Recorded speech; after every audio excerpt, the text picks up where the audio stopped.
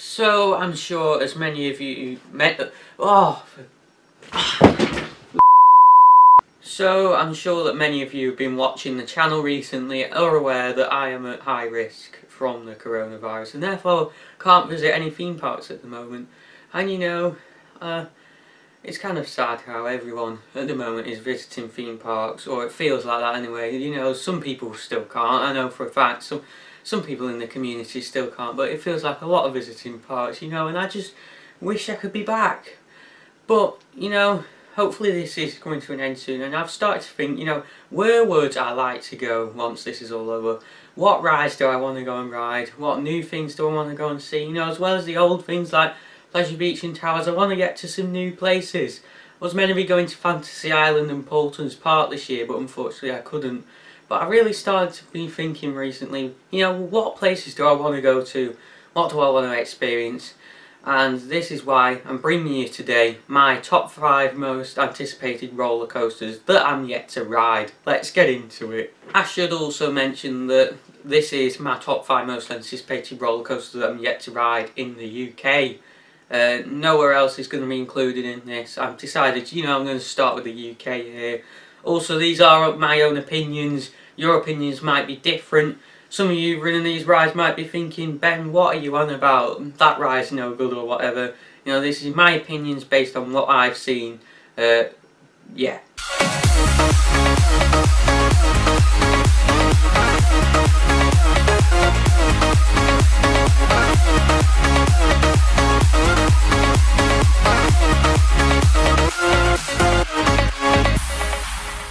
Hello and welcome back to ThrillNet, and as I said in the introduction there, today I'm going to be counting down my top 5 most anticipated roller coasters in the UK that I'm yet to ride. You know, I've been doing my research, I've been looking at these rides that I'm yet to ride, been watching people's videos, you know, vlogs from, you know, those who have been back to the parks, and yeah, I have a list of what I'd like to basically experience. You know, I've ranked these, as I said before. These are my own opinions, and yeah, this is also a video in a series of sort of countdown videos. I'm doing, you know, counting down, you know, theme park related aspects. I mean, that's a terrible way of putting it, but yeah. So be sure to click the subscribe button and click the bell to enable notifications so that you don't miss any future videos in this series or in any future videos on my channel. I actually put on my Instagram story a couple of days ago asking people for if you have any footage of these rides that I'm going to count down. I revealed the rides in no particular order that are going to be featured in this video. So those of you who've been watching out for my Instagram lately will already know the rides that are going to be featured in this list. However, they are not, or I didn't list them on my story in the same order as I'm going to be counting them down. I can tell you that now. I've completely randomised it. You know, they were in no particular order. But yeah, I'd like to say thank you first of all to everyone who's provided footage. I've got so much footage, a good few of you sent in footage, and some of you sent in quite a substantial amount as well, so thank you to all you guys. When I'm showing your footage on the screen, I'm going to shout you out, and all the links to your social medias are down below, so you're going to get full credit in this video for the photos and videos you provided. Coming in then at number 5, we have the Scenic Railway at Dreamland in Margate in Kent, down south. Yeah, this is a wooden roller coaster, and most importantly, or especially of all should I say, the oldest roller coaster in the UK. Yes, before the Big Dipper at Blackpool Pleasure Beach. As I'm sure many of you are aware, is a very old coaster. You know, that opened in 1923. This opened in 1920 and is even older than that ride. So the Scenic Railway is basically a wooden roller coaster, and it's got kind of like railway track. There's a few of these around the world. That's the best way to describe it. It's got like railway style track with wooden. The track is wooden and it's in a trough. However, the rails on the track are metal. However, it is classed as a wooden roller coaster because the remainder of the structure is all wooden, and yeah, the track's built in a trough. Many mistake these types of rides as sort of side friction coasters. No, they're not. Side friction coasters are another early type of coaster that basically the train makes contact with the side of the track. A lot of early sort of coasters had this. They make contact with the sort of the sides of the track rather than like above and below, and that basically keeps the train on the track. No, the trough is just there to help with derailment, to help prevent that from happening with how the trains are designed, but the train doesn't as such make direct contact with the trough and sort of rely on that constantly.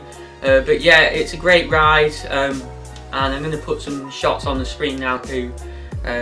Kirsten provided these to me from Everything Thorpe Park because she's been to Dreamland, but yeah, as you can see, you'll be able to see it on the screen now, see what you know what I'm talking about. Yeah, it's a really good ride. It's got 2 lift hills and it looks like it has a decent amount of airtime. It's kind of sort of a long sort of out and back shape like a lot of the early wooden roller coasters are. You've got a few dips, some airtime hills which look like they give a good amount of airtime, especially for how old this ride was. I imagine it would have been terrifying for people who rode it sort of early on. So this ride, it opened in 1920 as I said, and it operated until 2006 when the park actually closed because it was sort of on the decline. They weren't making money, and it was sold to a different company who planned to basically turn it into a residential site. It closed in 2006, as did the roller coaster. However, it was made grade 2 listed, so basically they couldn't move the roller coaster, so that sort of stayed. And they started kind of doing work on it with this sort of residential project, I guess. And a lot of the locals were actually wanted to bring Dreamland back and sort of were campaigning for it. And then in 2008 the coaster was actually burnt down, or most of the coaster anyway, because of an arson attack. And yeah, it burnt most of the coaster down. The trains were very badly damaged, and yeah, so it's very unfortunate that that happened. However, in 2013 the park was sold on again, or what was the park, to a different company, and they started to redevelop it. And with that, they started to completely rebuild the Scenic Railway, and it opened in late 2015. It wasn't quite ready for early 2015 when the remainder of the park opened, but yeah, the park sort of reopened in 2015, and so did the ride. So in a way, it's one of the newest coasters in the country. However, it's also one of the oldest. And the coaster actually features an onboard brakeman. A lot of the early wooden roller coasters feature this. And basically the brakeman is there to basically control the speed of the train and brake it when necessary. A lot of early wooden roller coasters have an onboard brakeman. It was quite common back then. Obviously Big Dipper doesn't, but a lot of the early wooden roller coasters did. So just a few quick stats about the ride then. It's 3,000 foot long, 40 foot tall. You reach speeds of 35 miles per hour, which was very good. You know, that's very good for a coaster that's that old. It's got 2 lift hills as well. But yeah, that's Scenic Railway for you. And I just think the reason, you know, why I really want to experience it is because, you know, it's a classic wooden roller coaster with a lot of history, and it looks like it gives some good airtime as well. So I'd love to get down to Dreamland hopefully one day and go and experience that. But yeah, on to number 4. Coming in then at number 4, we have the Odyssey at Fantasy Island in Skegness. As you will know from the start of the video, this is a coaster that I was meant to be riding this summer. However, unfortunately, because of the current situation, I'm not going to be able to. So it's a shame, that one, really. I was meant to be experiencing it, but I'm not going to be able to. Yeah, this is a Vekoma Suspended Looping Coaster, or SLC for short, similar to the likes of Infusion at Blackpool Pleasure Beach and Kamali at Flamingo Land. Now, you probably thought, as soon as I brought up Infusion there, why do you want to experience this? Because you absolutely hate Infusion. Well, a lot of you who watch my videos regularly all know I hate Infusion anyway. I've only ridden it once. It was awfully rough. Never want to ride it again. Well, similar to Kamali, which I do enjoy, Odyssey is believed to be a bit smoother than Infusion. However, people have told me that Odyssey is a bit rougher than Kamali. I've done both of them, I believe. I get the impression that it's kind of in between Kamali and Infusion in terms of roughness. However, Kamali, you know, it's nowhere near unbearable for me, so as long as the Odyssey isn't too rough, I should be fine. And I've heard others say that really it's smooth. It seems to be a controversial one, similar to Infusion really. I mean, some people say Infusion's smooth. They seem to be very kind of temperamental, these SLCs, in terms of how rough they are. I don't know whether it's weather or what, but they seem to run a lot better on some days than others from what I've heard. They must be impacted easily. I don't know whether it's to do with the wheels or what, whether they're very dependent on wheels, you know, weather, conditions, you know, anything. But yeah, more importantly though, what makes this ride iconic is it is the tallest Vekoma SLC that's ever been built. It's got a custom layout. Those of you who know a lot about SLCs, you know a lot of them have that standard layout like Infusion. You know, there's a standard layout a lot of them use. However, this is completely custom. It's the same model of ride obviously, but you know, it's completely unique. No other coaster in the world has this layout, which is really good. And it's also, yeah, like I said, it's the tallest ever built, and it's the second tallest joint with Banshee at Kings Island over in the United States of America. Second tallest inverted coaster ever built, and with inverted coaster, well, full circuit I should mention, that being that basically there's a full loop of track there. It's not like Revolution where there's like just part of a track and obviously you launch forwards, launch backwards and end up basically back in the same stage, you know. The full circuit of track, you know, and it's the second tallest in the world, obviously joint with Banshee. And we're talking here, you know, B&M inverts, Vekoma SLCs, basically any type of coaster where you're below the track and there's a full circuit of track there basically. So, you know, it's a very iconic ride, and it's great that we have this in the UK, you know, and that's why I want to experience it. You know, it's iconic, and you know, I can imagine it's a very thrilling inverted coaster, this. You know, these SLCs, they might be rough, but they tend to be quite intense coasters, and much like the B&M inverts, inverted coasters in general tend to be quite intense. And I can imagine Odyssey is an intense coaster, and you know, very thrilling with sort of how tall it is, how fast it is, and it's got 5 inversions, you know. Yeah, it's got a lot of inversions, really. Well, not loads and loads and loads, but it's got a good few there, so I'm looking forward to riding it. Some quick stats then about the ride. It's 2,924 foot long, it's 167 foot tall with 141 foot drop. You reach speeds of 62 miles per hour, so as you can tell already, these stats are a lot higher than the likes of sort of Kamali. Even Kamali at Flamingo Land, you know, that's a lot smaller than this. It's not as fast. This is a much bigger scale coaster, Odyssey, in comparison to the other Vekoma SLCs in the UK. It's also got 5 inversions. You've got a max vertical angle of 60 degrees, which is quite common for these rides really, with the first drop. And it lasts 2 minutes and 52 seconds, so it's a long ride this, although you've got to take into account a lot of that will be the lift hill with it being so tall. As for inversions, you've got a vertical loop, you then got a cobra roll, so the first 3 inversions are actually similar to those on Kamali, the same type of inversions, they're just bigger, with this being a bigger ride really, you know, it can have bigger inversions. And you've also got a sidewinder, which is basically half a loop with half a corkscrew after it, and a corkscrew.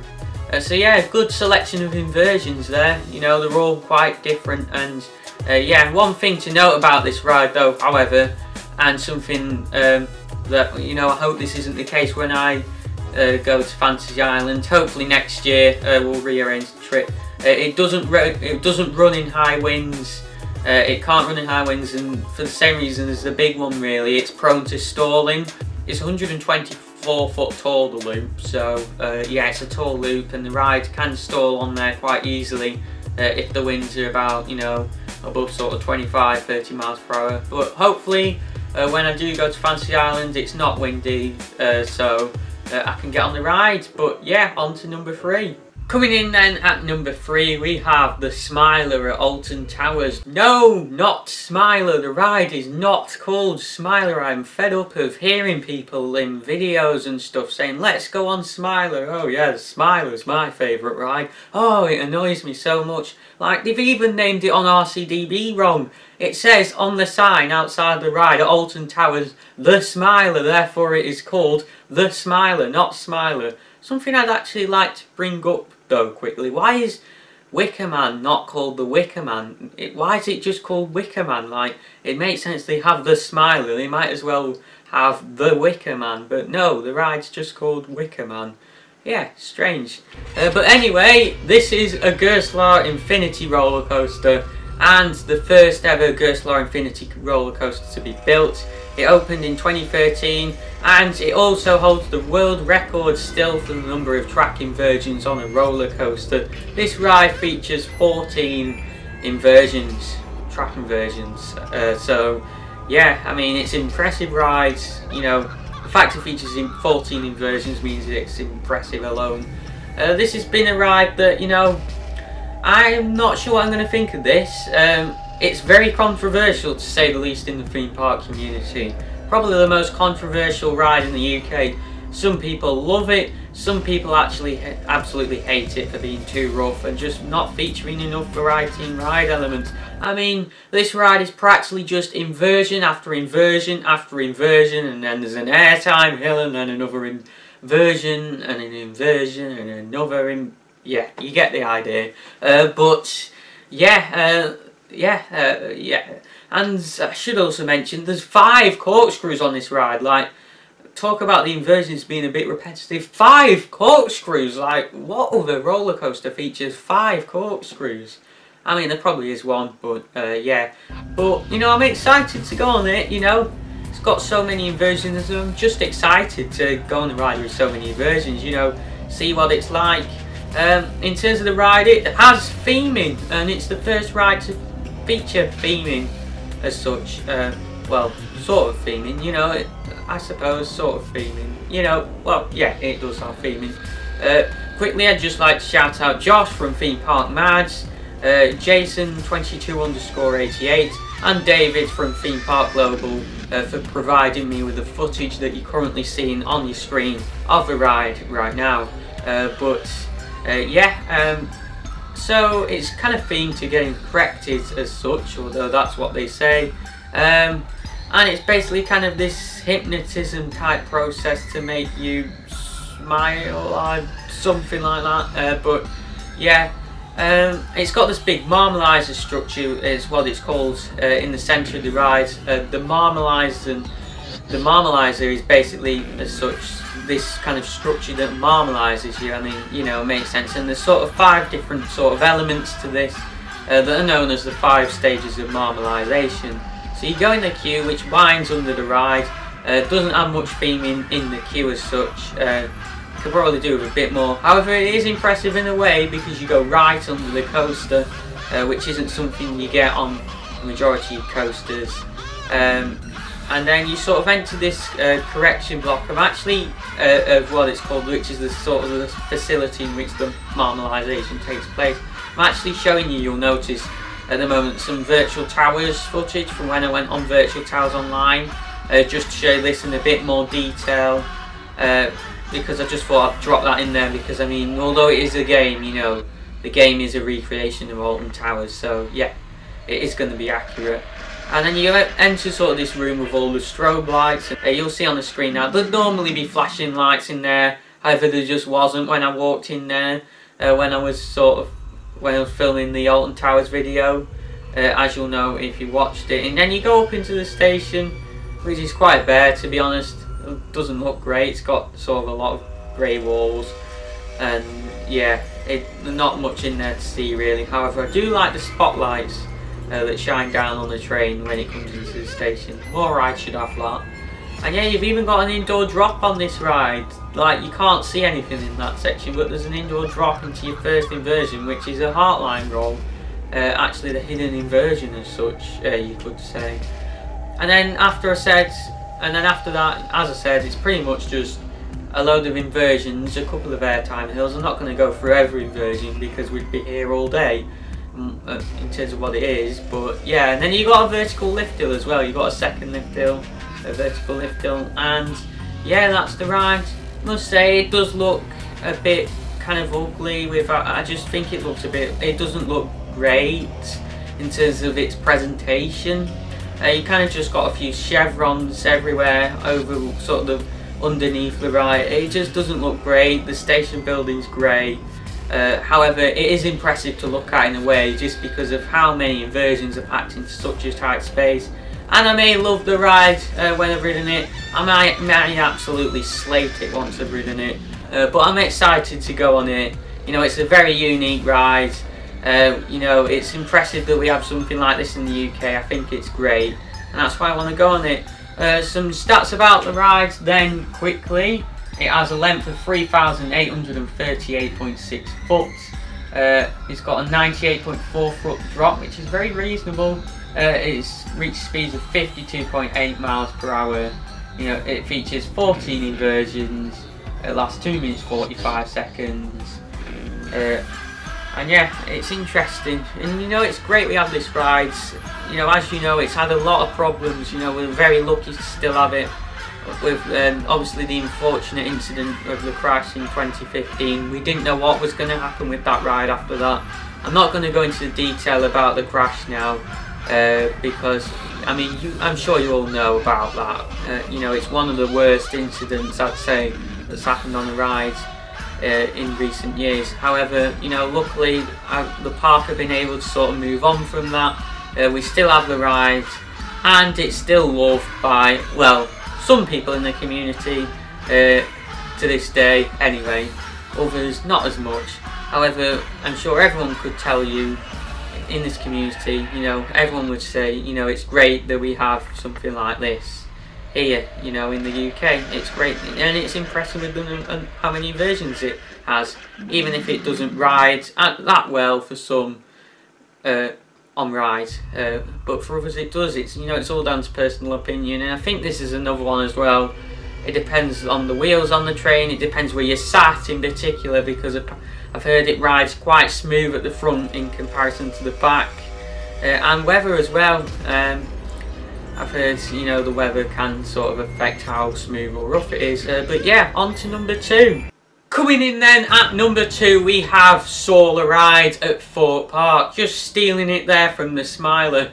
Yep, Saw the Ride is another Gerstlauer, and one I'm looking forward to riding slightly more than the Smiler, mainly due to the theming it has. This ride has some really good theming, and arguably some of the best theming on the ride in the UK. In fact, I've heard some people say that Saw is the best roller coaster in the UK, in their opinion, but yeah.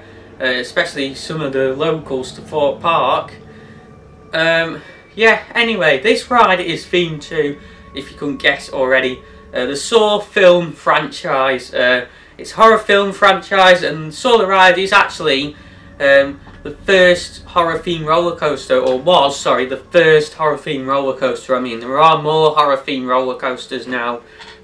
One of those being Walking Dead the ride in the same park, for instance, that opened in 2018, obviously a refurbishment of X, but anyway, that's not what we're talking about now. We're talking about Saw. So yeah, the film's themed to the Saw film franchise. Honestly guys, do not ask me if you don't know what Saw is about, because I have no clue.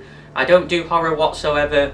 However, I feel like that this ride will be just about manageable for me. You know, it'll push me in terms of obviously horror sort of stuff, because not gonna lie, some parts of this ride are pretty graphic by the looks of things. I mean, I believe Thorpe Park don't recommend that under 12s ride it. It does have a 1.4 height restriction, which is, well, that is, restrictions are sort of allocated by manufacturers based on how tall someone would need to be to stay in the restraints. Eurofighters do tend to have a 1.4 metre restriction, but also I imagine that is down to obviously the theme with Saw, with it being horror related, and it just looks like you have some very good theming. You obviously have, and I'll show you some shots on screen now, and these were provided both by Theme Park TV and yet again Kirsten from Everything Thorpe Park. But yeah, you pass under some blades on the first drop of the ride, which is a beyond vertical drop. It is actually the steepest drop without using a brake mechanism on any roller coaster in the world. A lot of roller coasters do have to have brakes that have very steep drops, basically to help reduce the negative G-forces exerted on riders so that they are in a safe range. But Soar doesn't use any brakes, and it has a drop of 100 degrees, slightly steeper than Speed No Limits at Oakwood, which has a 97 degree drop.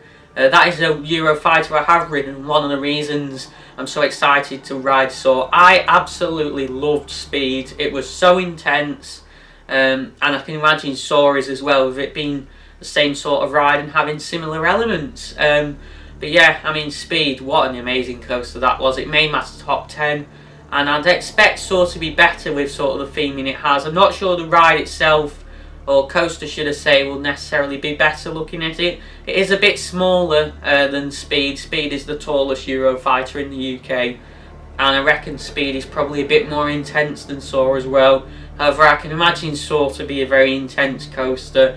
I've heard people say it's really intense, and yeah, that's what I'm expecting. I have very high expectations from this ride. I've also heard some people say that it's a bit rough, and then others say it's not. It's one of them again, you know, controversial. It's the same with the SLCs. Some people think they're rough. Well, actually 90% of people think SLCs are rough, particularly in Fusion. And then you have those people that don't. With Soar, it seems to be in the majority think it's okay nowadays, to be honest, in terms of smoothness, and then you have those few who think it's rough. But obviously I can't judge that until I've been on it. It was the same with Speed, and I thought that was perfectly smooth, to be honest. A bit of a rattle, but nothing major. Yeah, we'll see with that one. So you actually, the ride starts indoors, and it's got a bit of an indoor queue. One of the bits I'm most nervous about for this ride actually isn't to do with the ride itself. I believe there's a bit of a jump scare in the queue with a gun going off. That's what I've heard, so I'm a bit nervous for that. However, I'll more than likely, providing I get this, and I should because I get it at Towers, and I believe all Merlin parks have sort of the same system. The ride access pass, which will mean I will. It's the disability system they have there. Obviously, I'm visually impaired, and that basically means it just helps access to rides really, and it also helps you get on them a bit quicker as well, which I guess is a good bonus. Yeah, if I get that, I'll be in a different queue, which I don't know if it'll go past that or not, but I guess if it doesn't, good, I don't have to be concerned with that. But yeah, the ride starts inside. You got a bit of a dark ride section actually, and it's really well themed, really detailed, and then you go down this drop which looks pretty good in size.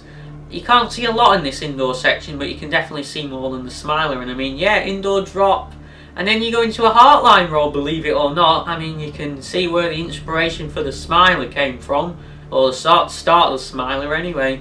I know, like, same manufacturer as well, very similar ride type. It's just that the Infinity coasters, which well, the Smiler's an Infinity coaster, basically have bigger trains. Soar's trains and Eurofighter trains in general are just 2 rows of 4, whereas the Smiler and many other Infinity coasters, well, the Smiler's 4 rows of 4, and I believe some Infinity coasters are 5 rows of 4. But yeah, that's the main difference between the two models. The Eurofighter's just an older model.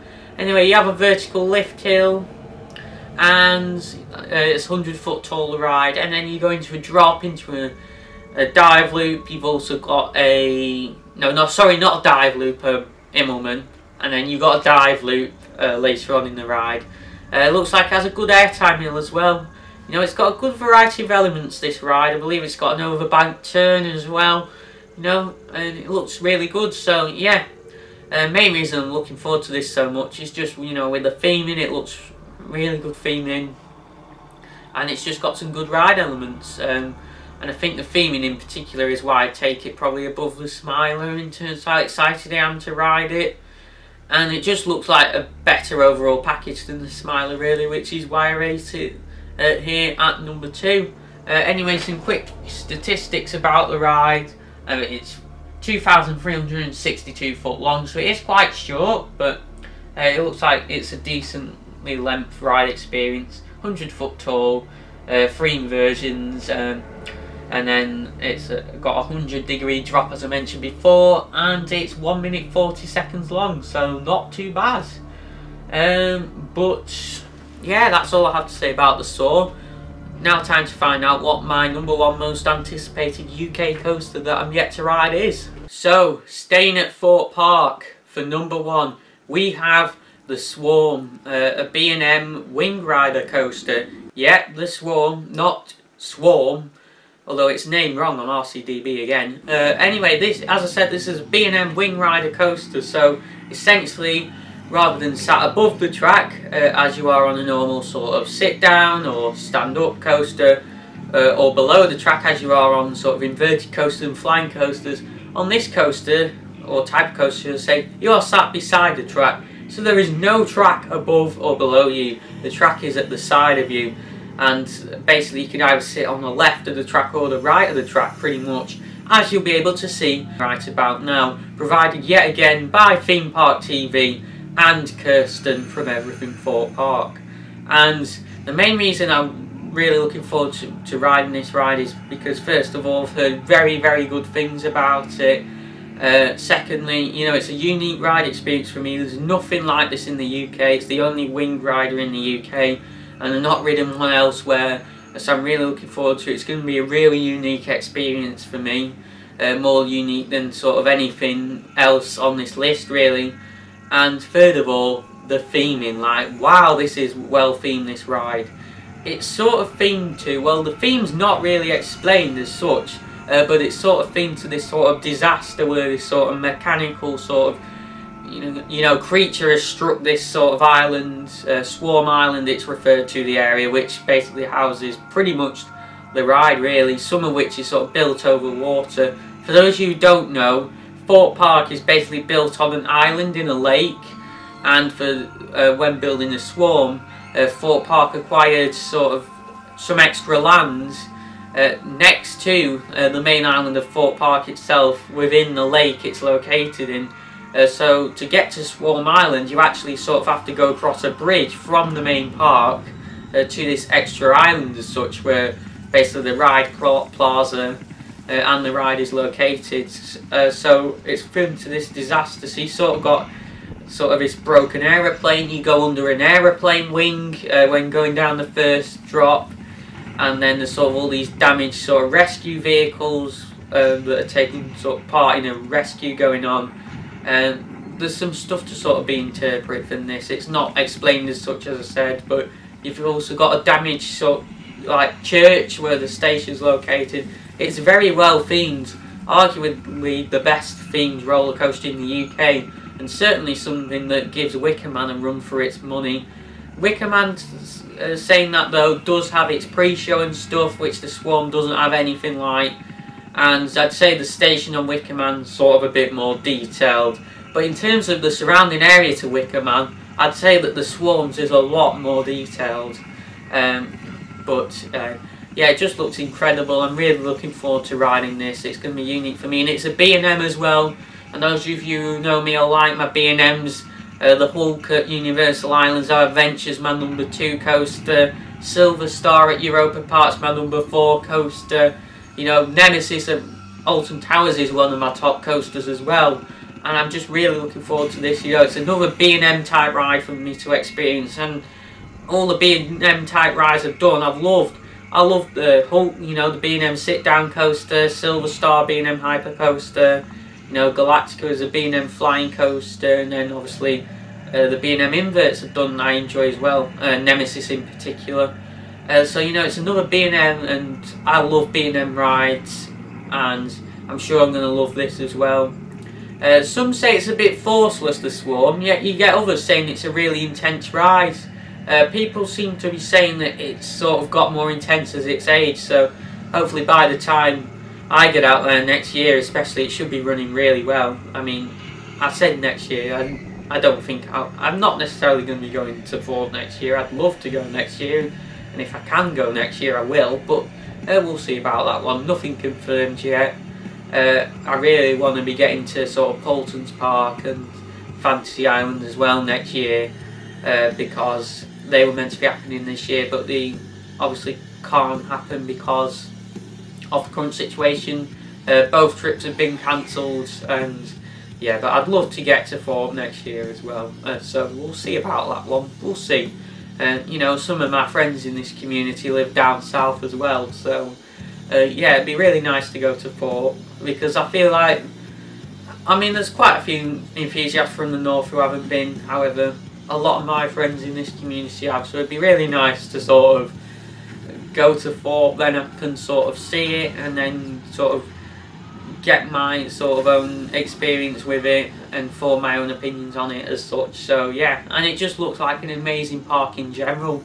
Definitely my most anticipated UK park that I'm yet to visit. But yeah, anyway, some quick stats about the ride. It's 2,543 foot long as well, so not that long. One of my concerns with this ride is how short it is, because I know from short rides, with Nemesis in particular, I was a bit underwhelmed when I first rode it with how short it was. However, that has really grown on me over time, Nemesis. Also with that, people sort of saying it's intense as well, Nemesis, and then it wasn't as intense as I thought it would be based on what people said when I first rode it. However, I've begun to appreciate it more over time, you know, as I've ridden it more. So that's why I'm kind of thinking, in a way, that the Swarm, I'm expecting it to be a bit sort of forceless, because that's what some people have said. And my hope with that is if I go in there thinking it may be forceless, and then I ride it and find it forceful, like some people have said, then I'll enjoy it more, if you know what I mean. But I'm sure, I'm pretty confident anyway. It was difficult, this one. You know, do I put Soar first or Swarm, or the Swarm? I think I will prefer the Swarm over Soar based on past sort of rides. But it's hard really, because I've never ridden anything like the Swarm. But my prediction is that that will be my favourite ride on this list. And my favourite ride at Thorpe Park as well. But we'll see with that one.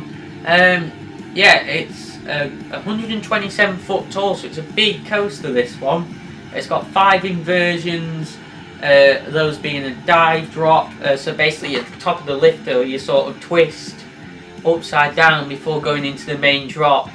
And at the front of the train it looks like you get a lot of hang time, but I'm sort of looking forward to doing it on the back, because it looks like you really get whipped over that, and I reckon that'll be sort of a really good feeling there.